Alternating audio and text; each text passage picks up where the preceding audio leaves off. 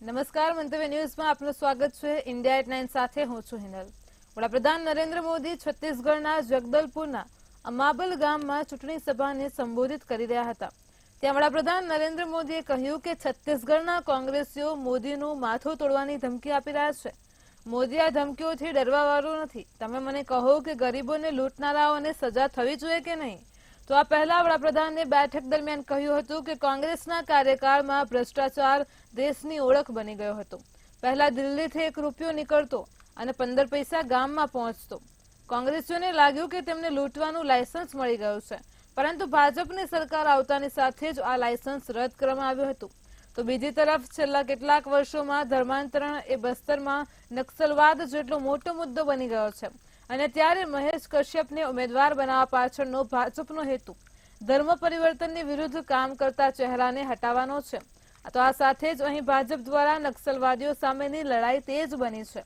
થોડા દિવસો પહેલા જ ફોર્સે લગભગ 13 નક્સલવાદીઓને ઠાર કર્યા હતા।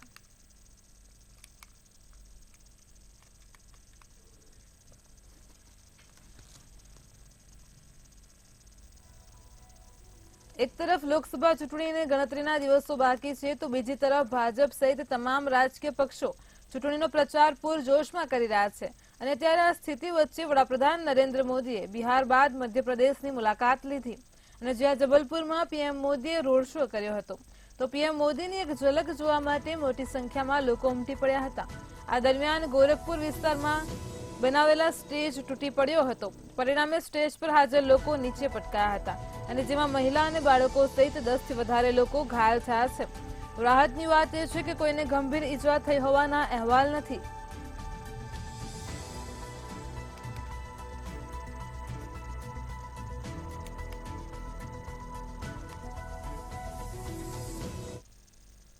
લોકસભા ચૂંટણીના પ્રથમ તબક્કાના મતદાનને હવે માત્ર 10 દિવસ બાકી છે, તો ચૂંટણીને લઈને દરેક પાર્ટી પોતાનો પ્રચાર પ્રસાર કરવા મેદાનમાં આવી ગઈ છે।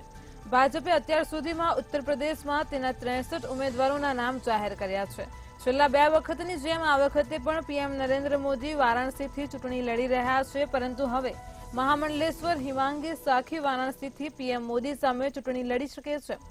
અખિલ ભારત હિન્દુ મહાસભાએ પોતાના ઉમેદવારોની યાદી તૈયાર કરી છે। આ યાદીમાં વારાણસી બેઠક પરથી મહામંડલેશ્વર હિમાંગી સાખીને ઉમેદવાર બનાવવામાં આવ્યા છે।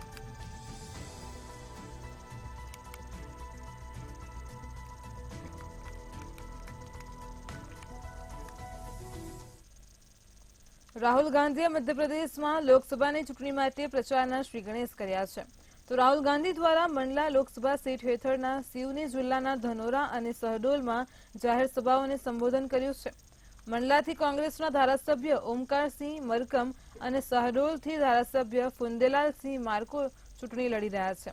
તો વિધાનસભાની ચૂંટણીમાં આદિવાસી બેઠકો ઉપર કોંગ્રેસની સ્થિતિ અન્ય બેઠકો કરતા સારી રહી છે, અને એસટી માટે અનામત 47 બેઠકોમાંથી કોંગ્રેસે 22 બેઠકો જીતી હતી।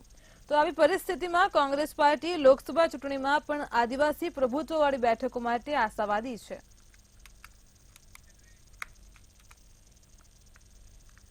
તો રાહુલ ગાંધીએ આગામી લોકસભાની ચૂંટણીને લઈને પ્રચારના શ્રી ગણેશ કર્યા છે। પ્રચારને તેમને સંબોધન કર્યું છે, પ્રચાર પ્રસાર શરૂ કર્યો છે। તો આ સાથે મોટી સંખ્યામાં જાહેર જનતા પણ ત્યાં સમારંભમાં હાજર જોવા મળી હતી। રાહુલ ગાંધીએ આગામી લોકસભાની ચૂંટણીને લઈને પ્રચાર શરૂ કર્યો છે, તેમણે પ્રચારના શ્રી ગણેશ કર્યા છે। તો આ દરમિયાન રાહુલ ગાંધીનું સંબોધન પણ સામે આવી રહ્યું છે। જો વાત કરીએ કોંગ્રેસ પાર્ટીની, તો કોંગ્રેસ પાર્ટી લોકસભા ચૂંટણીમાં આદિવાસી પ્રભુત્વવાળી બેઠકો માટે પણ આશાવાદી છે, કારણ કે ત્યાં 47 બેઠકોમાંથી કોંગ્રેસ છેલ્લી ચૂંટણીમાં 22 બેઠકો ઉપર તેમને જીત મેળવી હતી। તો આ સાથે જ એસટી માટે અનામત 47 બેઠકોમાંથી કોંગ્રેસે 22 બેઠકો જીતી હતી। રાહુલ ગાંધીએ સંબોધન આપ્યું છે, કોંગ્રેસની સ્થિતિ અન્ય બેઠકો કરતા અહીં સારી છે। વિધાનસભાની ચૂંટણીમાં પણ આદિવાસી બેઠકો ઉપર કોંગ્રેસે જીત મેળવી હતી। તો આગામી ચૂંટણી આવી રહી છે, તેને લઈને રાહુલ ગાંધીએ પ્રચારના શ્રી ગણેશ કર્યા છે। મંડલાથી કોંગ્રેસના ધારાસભ્ય ઓમકારસિંહ મરકમ અને શહડોલથી ધારાસભ્ય ફુંદેલાલસિંહ માર્કો ચૂંટણી લડી રહ્યા છે। વિધાનસભાની ચૂંટણીમાં પણ આદિવાસી વિસ્તારમાં કોંગ્રેસનું પ્રભુત્વ જોવા મળ્યું છે। તો રાહુલ ગાંધીએ ધનોરા અને શહડોલમાં જાહેર સભાઓ સંબોધી છે.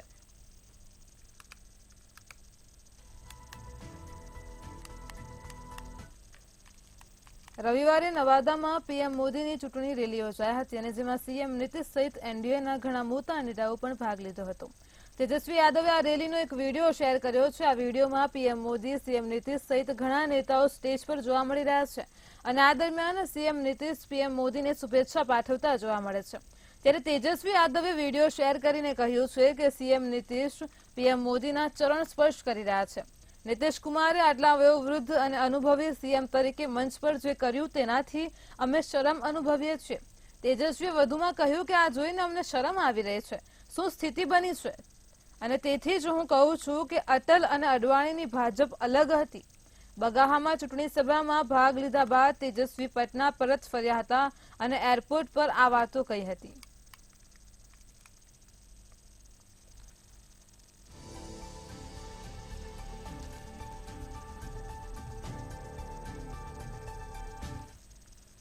ઉત્તર પ્રદેશના મુખ્યમંત્રી યોગી આદિત્યનાથે રાજસ્થાનમાં એક જાહેર સભા દરમિયાન કોંગ્રેસ પર આકરા પ્રહારો કર્યા હતા. તેમણે કોંગ્રેસને સમસ્યા ગણાવી છે. યોગી આદિત્યનાથે કહ્યું કે હવે ઉત્તર પ્રદેશમાં કાયદો અને વ્યવસ્થા બરાબર છે. રાજ્યમાં છેલ્લા 7 વર્ષથી દંગા થયા નથી અને જ્યારે કોંગ્રેસના સમયમાં કર્ફ્યુ હતા. કોંગ્રેસ નથી ઈચ્છતી કે દેશની સમસ્યાઓ હલ થાય. કોંગ્રેસ ગરીબોને ભૂખ્યા રાખતી અને આતંકવાદીઓને બિરયાની ખવડાવતી. આપણે રામ રામ પણ કહીએ છીએ અને આતંકવાદીઓના રામ પણ સત્ય કહીએ છીએ.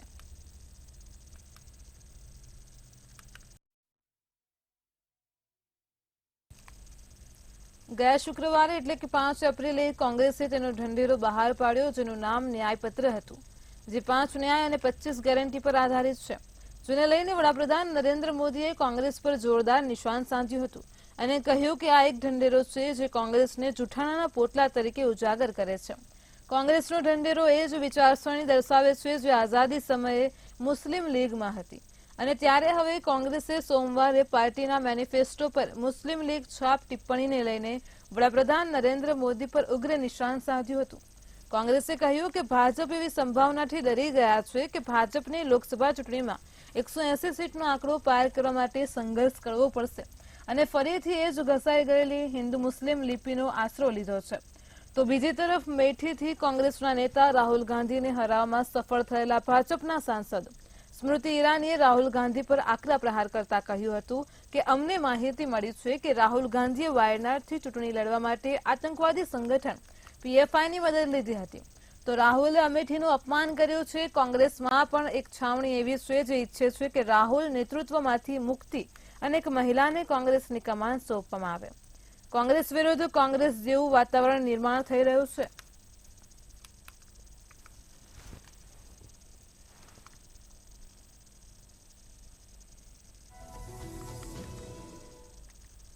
પશ્ચિમ બંગાળના મુખ્યમંત્રી મમતા બેનર્જીએ કહ્યું છે કે કેન્દ્રીય એજન્સીઓ જેવી કે સીબીઆઈ, ઈડી વગેરે ટીએમસીના નેતાઓને ધમકાવી રહી છે કે ભાજપમાં જોડાઈ જાઓ નહીં તો આકરા પરિણામ ભોગવવા માટે તૈયાર રહો. બંગાળના પુરુલિયામાં રેલીને સંબોધતા મમતાએ કહ્યું હતું કે મમતાએ કહ્યું છે કે ઈડી, સીબીઆઈ, એનઆઈએ, આઈટી વિભાગ ભાજપના હાથ બનીને કામ કરી રહ્યા છે. તો આ એજન્સીઓનો ઉપયોગ વિપક્ષ ટીએમસીના નેતાઓને પરેશાન કરવા માટે કરાઈ રહ્યો છે.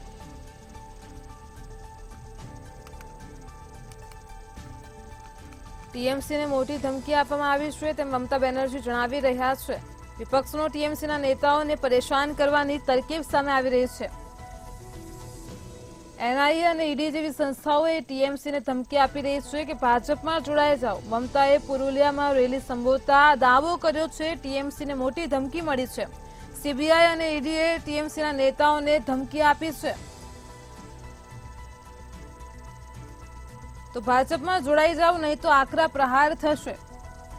ટીએમસીને મોટી ધમકી મળી છે તેવું મમતા બેનર્જીનું જણાવવું છે. સીબીઆઈ અને ઈડી જેવી જે સંસ્થાઓ છે તો તે ટીએમસીને હવે જો વાત કરીએ તો ટીએમસીને ધમકી મળી રહી છે. વિપક્ષનો ટીએમસીના નેતાઓને પરેશાન કરવાની જો આ તરકીબ છે તે સામે આવી રહી છે. મમતાએ પુરુલિયામાં રેલી સંબોધતા દાવો કર્યો છે કે ટીએમસીને મોટી ધમકી મળી રહી છે. સીબીઆઈ અને ઈડી જેવી સંસ્થાઓ ટીએમસીના નેતાઓને ધમકી આપી રહી છે કે ભાજપમાં જોડાઈ જાઓ નહીં તો આકરા પ્રહાર થશે। સમાચાર સામે આવી રહ્યા છે। પુરુલિયામાં મમતા બેનર્જીએ સભાને સંબોધતા જણાવ્યું કે ટીએમસી પાર્ટીને મોટી ધમકી મળી રહી છે। ટીએમસીના નેતાઓને કહેવામાં આવી રહ્યું છે કે ભાજપમાં જોડાઈ જાઓ નહીંતર આકરા પ્રહાર થશે। તો વિપક્ષનો ટીએમસીના નેતાઓને પરેશાન કરવાનો અને નવી તરકીબ સામે આવી રહી છે। પુરુલિયામાં રેલીને સંબોધતા મમતા બેનર્જીએ આ દાવો કર્યો છે। તો સીબીઆઈ અને ઈડીએ ટીએમસીના નેતાઓને ધમકી આપી રહી છે, ભાજપમાં જોડાઈ જાઓ નહીં તો આકરા પ્રહાર થશે। મમતા બેનર્જી મોટો દાવો કરી રહ્યા છે। પુરુલિયામાં તેમની સભાને સંબોધતા આ વાત કહી છે। બીજેપી નેતા ગૌરવ વલ્લભે કોંગ્રેસ નેતા જયરામ રમેશ પર નિશાન સાધ્યું હતું। તેમણે કહ્યું કે કોમ્યુનિકેશન ઇન્ચાર્જને માત્ર તેમની રાજ્યસભા બેઠકની ચિંતા છે। જેણે ક્યારેય ક્લાસ મેન્ડેટરીની ચૂંટણી નથી લડી તે 30 વર્ષથી કોંગ્રેસનો મેનિફેસ્ટો બનાવી રહ્યા છે। તો ગૌરવ વલ્લભે કહ્યું કે જ્યારે હું કોલેજમાં હતો ત્યારે તેઓ પ્રવક્તા તરીકે ટીવી પર પાર્ટીનો બચાવ કરતા હતા। આજે તેઓ કોમ્યુનિકેશન ઇન્ચાર્જ છે। જો તેમના દ્વારા કરવામાં આવેલા મેનિફેસ્ટોમાં કંઈક સારું હોત તો પાર્ટી માત્ર 52 સીટો સુધી સીમિત ન રહી હોત।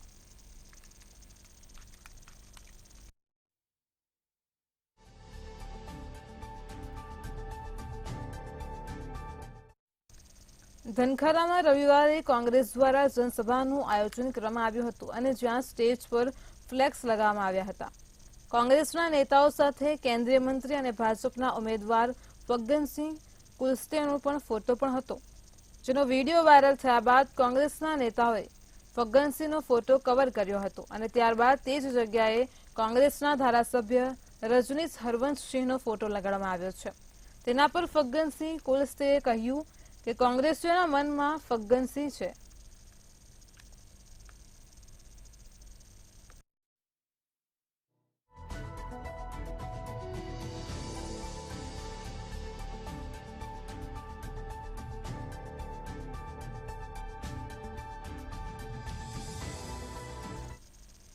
રાજસ્થાનની બાંસવાડા લોકસભા સીટ પર રાજકારણમાં નાટકીય વળાંક આવ્યો છે। તો આ વળાંક સામે આવી રહ્યો છે। વાત કરીએ કોંગ્રેસ પાર્ટીની આ બેઠક પરથી તેના ઉમેદવાર અરવિંદ દામોરને 6 વર્ષ માટે પક્ષમાંથી હાંકી કાઢ્યા છે, કારણ કે કોંગ્રેસ અને ભારતીય આદિવાસી પાર્ટી વચ્ચે જોડાણની જાહેરાત બાદ તેમણે પોતાનું નામ પાછું ખેંચ્યું ન હતું। રસપ્રદ વાત એ છે કે હકાલપટ્ટી છતાં ડામોર કોંગ્રેસના ઉમેદવાર જ રહેશે, કારણ કે પાર્ટીએ હકાલપટ્ટી પહેલા જ અરવિંદ ડામોરને ચૂંટણી ચિહ્ન આપી દીધું હતું।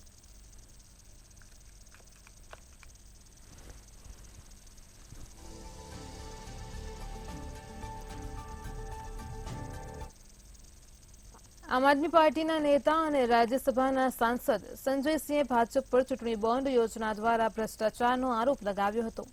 તેમણે કહ્યું કે ભાજપે ચૂંટણી બોન્ડના નામે કૌભાંડ કર્યું। કેટલીક કંપનીઓએ ભાજપને તેમના નફા કરતાં વધુ દાન આપ્યું હતું। કેટલીક કંપનીઓને ટેક્સમાં છૂટ પણ આપવામાં આવી હતી।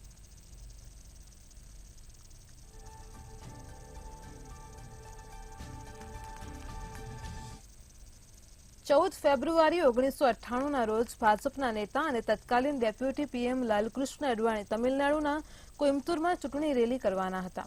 અડવાણી જે ફ્લાઇટથી કોઇમ્બતુર જઈ રહ્યા હતા એ મોડી પડી અને તેઓ સમયસર રેલીમાં પહોંચી શક્યા ન હતા। ત્યારે એ જ સમયે અડવાણીના સ્ટેજ પાસે જોરદાર બ્લાસ્ટ થયો હતો અને આ બોમ્બ તેમની હત્યા કરવા માટે પ્લાન કરવામાં આવ્યો હતો, પરંતુ તેઓ તો બચી ગયા। પણ પછીના 3 દિવસ સુધી આખા શહેરમાં એક પછી એક 11 બોમ્બ વિસ્ફોટ થયા। 58 લોકો માર્યા ગયા, 250 જેટલા ઘાયલ થયા। સિરિયલ બ્લાસ્ટના 26 વર્ષ પછી 18 માર્ચ 2024ના રોજ પીએમ મોદી ચૂંટણી રેલી માટે કોઇમ્બતુર પહોંચ્યા અને એ જ જગ્યાએથી પસાર થયા જ્યાં બોમ્બ વિસ્ફોટ થયો હતો।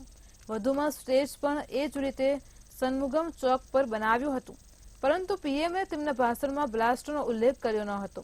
જોકે તેમણે મૃત્યુ પામેલા લોકોને શ્રદ્ધાંજલિ આપી હતી। આનાથી કોઇમ્બતુરના લોકોની જૂની યાદો તાજી થઈ ગઈ હતી અને ત્યારે હવે કોઇમ્બતુરથી દક્ષિણમાં હિન્દુત્વને ધાર આપવાનો પ્રયાસ પણ થઈ રહ્યો છે। હવે જ્યાં અડવાણીને મારવાનો પ્રયાસ થયો હતો ત્યાં 25 વર્ષ પછી ભાજપ જીતી શકે છે।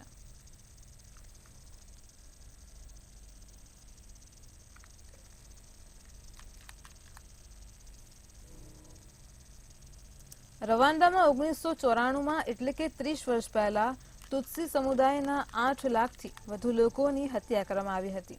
તો આ હત્યાકાંડની યાદમાં યુનાઇટેડ નેશન્સે 7 એપ્રિલને ઇન્ટરનેશનલ ડે ઓફ રિફ્લેક્શન જાહેર કર્યો હતો, જેના કારણે ભારતે પણ કુતુબ મિનારને રોશન કરીને રવાંડા સાથે પોતાની એકતા દર્શાવી હતી. જેમાં 7 એપ્રિલની રાતે દિલ્હીના કુતુબ મિનારને રવાંડાના રાષ્ટ્રધ્વજથી પ્રકાશિત કરવામાં આવ્યો હતો. રવાંડાની રાજધાની કિગાલીમાં નરસંહારના 30મા સ્મરણોત્સવમાં ભારત તરફથી વિદેશ મંત્રાલયના આર્થિક બાબતોના સચિવ દમ્મુ રવિએ ભાગ લીધો હતો. 6 એપ્રિલ 1994ની રાત્રે રવાંડામાં રાષ્ટ્રપતિ જુવેનલ હબારિયામાનાની હત્યા કરવામાં આવી હતી. તેમના વિમાનને સશસ્ત્ર હુતુ અને ઇન્ટરહામ્વે નામના લશ્કરી જૂથ દ્વારા હવામાં ઠાર કરવામાં આવ્યું હતું. આ પછી રાજધાનીમાં 7 એપ્રિલથી હત્યાઓનો સિલસિલો શરૂ થયો અને 100 દિવસ સુધી તુત્સી સમુદાયના લોકોની હત્યા કરવામાં આવી અને જેમાં હુતુ સમુદાયના લોકો પણ સામેલ હતા. ઓછામાં ઓછી 2,50,000 મહિલાઓ પર બળાત્કાર થયો હતો. જો કે ત્યારથી દેશમાં આરપીએફનું શાસન છે અને જેનું નેતૃત્વ પ્રમુખ પોલ કાગામે કરે છે.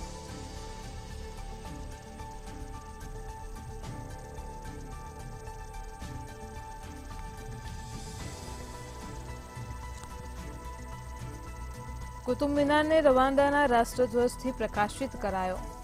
ભારતે રવાંડા સાથે પોતાની એકતા દર્શાવી. તો રવાંડા નરસંહારમાં 8 લાખ લોકો માર્યા ગયા હતા. 1994ની આ જે વાત છે, 30 વર્ષ પહેલાની, જેમાં રવાંડાના નરસંહારની વર્ષગાંઠ પર ભારતે શ્રદ્ધાંજલિ આપતા કુતુબ મિનારને રવાંડાના રાષ્ટ્રધ્વજથી શણગાર્યો હતો અને સૌ કોઈને શ્રદ્ધાંજલિ આપી હતી. આવી રીતે ભારતે રવાંડા સાથે પોતાની એકતા દર્શાવી છે. કુતુબ મિનારને રોશન કરીને શ્રદ્ધાંજલિ અપાય છે. તો ભારતે રવાંડા સાથે પોતાની એકતા દર્શાવવા માટે કુતુબ મિનારને તેમના રાષ્ટ્રધ્વજથી શણગાર્યો હતો.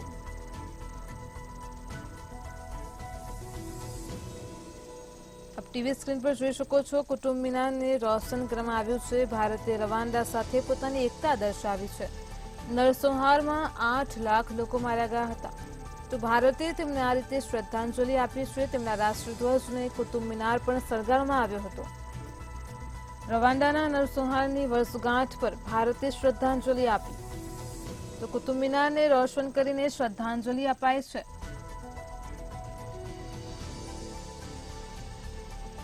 કુતુબ મિનારને રવાંડાના રાષ્ટ્રધ્વજથી પ્રકાશિત કરાયો. આવી રીતે ભારતે શ્રદ્ધાંજલિ આપી છે. 1994ની વાત છે, 30 વર્ષ પહેલાની. જે તે સમયે ભારતે નરસંહારમાં જે 8 લાખ લોકો માર્યા ગયા હતા તેમને આવી રીતે શ્રદ્ધાંજલિ આપી હતી. એપ્રિલની શરૂઆતથી જે રીતે સમગ્ર દેશમાં હીટવેવની અસર જોવા મળી રહી છે, તે જોતા આગામી મહિનાઓમાં આકરી ગરમી પડશે તેની આગાહી કરી શકાય છે. તો હવામાન વિભાગે હીટવેવની ચેતવણી જાહેર કરી છે. આઈએમડીનું કહેવું છે કે આગામી 2 દિવસમાં તમિલનાડુ, આંધ્રપ્રદેશ, કર્ણાટક અને તેલંગાણામાં હીટવેવ જોવા મળશે. તો હવામાન વિભાગે એમ પણ કહ્યું છે કે આગામી દિવસોમાં પૂર્વ અને મધ્ય ભારતમાં હળવો વરસાદ પડી શકે છે. 7 થી 9 એપ્રિલની વચ્ચે પૂર્વ, મધ્ય અને પશ્ચિમ ભારતમાં હળવો વરસાદ પડી શકે છે. અનેક જગ્યાએ ગાજવીજ અને વીજળીના ચમકારા સાથે કરા પડવાની પણ શક્યતા છે. આ સિવાય જોરદાર પવન ફૂંકાશે. આગામી 2 દિવસમાં પૂર્વોત્તરમાં પણ વરસાદી ગતિવિધિઓ જોવા મળી શકે છે. ગરમીના મોજાની અસર ઓડિશા, ગંગા પશ્ચિમ બંગાળ, ઝારખંડ, વિદર્ભ, ઉત્તર અને આંતરિક કર્ણાટક, તટીય આંધ્રપ્રદેશ અને તેલંગાણામાં સૌથી વધુ જોવા મળશે.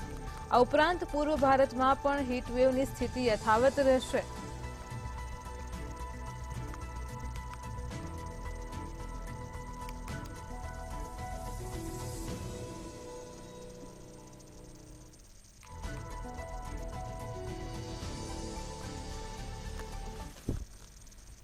કર્ણાટકનું પાટનગર અને આઈટી હબ બેંગલુરુ પીવાના પાણીની તંગીનો સામનો કરી રહ્યું છે. આ જળસંકટ વચ્ચે એપ્રિલમાં વધતા તાપમાને શહેરીજનોની સમસ્યામાં વધારો કર્યો છે. બેંગલુરુમાં અત્યારે 38 ડિગ્રી જેટલું ઊંચું વિક્રમી તાપમાન અનુભવાઈ રહ્યું છે. કર્ણાટકના અનેક શહેરોમાં તાપમાનનો પારો વિક્રમી સ્તરે પહોંચ્યો છે, જેમાં કલબુર્ગી જિલ્લામાં સૌથી વધુ 42.7 ડિગ્રી તાપમાન નોંધાયું હતું, જે એપ્રિલના અત્યાર સુધીના સૌથી વધુ તાપમાનની નજીક પહોંચી ગયું છે. તો વધુમાં આગામી 24 કલાકમાં બેલગાવી, બીદર, વિજયપુરા, બગલકોટા, ગદાગ, કલબુર્ગી જેવા જિલ્લાઓમાં હીટવેવની આગાહી કરાઈ છે. તો બેંગલુરુમાં માત્ર દિવસે જ ગરમી અનુભવાય છે તેવું નથી, લઘુત્તમ તાપમાનમાં પણ વધારો થઈ રહ્યો છે. તો તાજેતરમાં જ લઘુત્તમ તાપમાન 23 ડિગ્રી સેલ્સિયસ નોંધાયું હતું, જે દિલ્હી અને ગુરુગ્રામ કરતાં પણ અનેક ગણું વધારે છે. કેટલાક નિષ્ણાંતોનું કહેવું છે કે વિકાસ પ્રોજેક્ટના બેદરકારીપૂર્ણ અમલના કારણે શહેરમાં સ્થિતિ જોવા મળી રહી છે.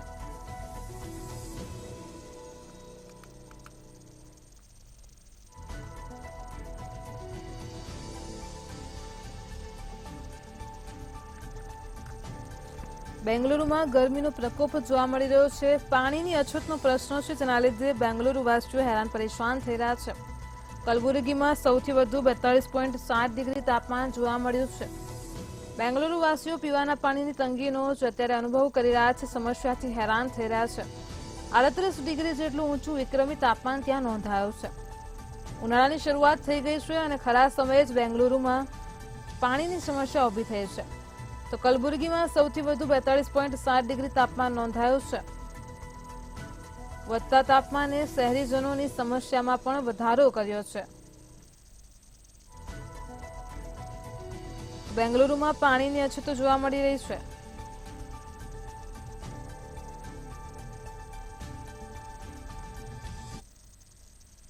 રાહુલ ગાંધીની જનસભા બાદ વિઘ્ન જોવા મળ્યું છે. સમાચાર સામે આવી રહ્યા છે. આગામી ચૂંટણીને લઈને જ્યારે રાહુલ ગાંધીએ જનસભા સંબોધી તે દરમિયાન વિઘ્ન જોવા મળ્યું છે. એમપીના શાહડોલમાં જનસભા બાદ વિઘ્ન નડ્યું છે.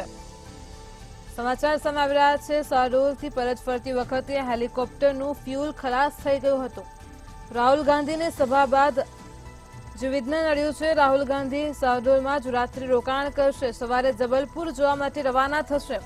હેલિકોપ્ટરનું ફ્યુલ ખલાસ થઈ ગયું હોવાના સમાચાર સામે આવી રહ્યા છે.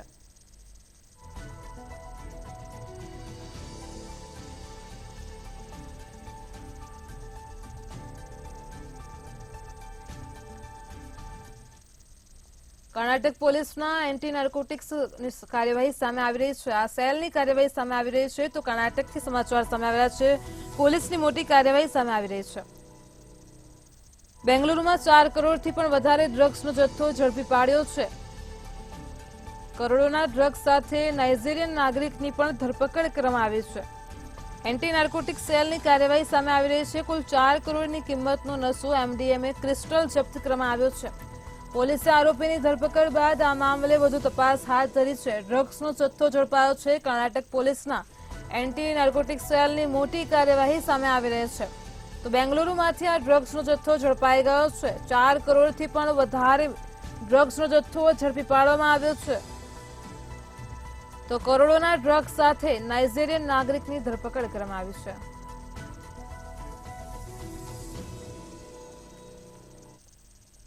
કર્ણાટક આંધ્રપ્રદેશની સરહદ પર પોલીસની મોટી કાર્યવાહી સામે આવી રહી છે. તો સમાચાર સામે આવ્યા છે. કર્ણાટક આંધ્રપ્રદેશની સરહદ પરથી પોલીસે જે કાર્યવાહી હાથ ધરી છે. નાંગલી ચેકપોસ્ટ પર પોલીસે વિસ્ફોટક સામગ્રીનો જથ્થો જપ્ત કર્યો છે. 1200 જિલેટિન સ્ટીક, 7 બોક્સ વાયર અને 6 ડિટોનેટરને કબજે કર્યા છે. આંધ્રપ્રદેશના 30 વર્ષીય શેખ હજાર શરીફની પણ ધરપકડ કરવામાં આવી છે. તો એક આરોપી ફરાર થયો છે, જેની શોધખોળ હાથ ધરાઈ છે. કર્ણાટક આંધ્રપ્રદેશની સરહદ પર પોલીસની મોટી કાર્યવાહી સામે આવી રહી છે.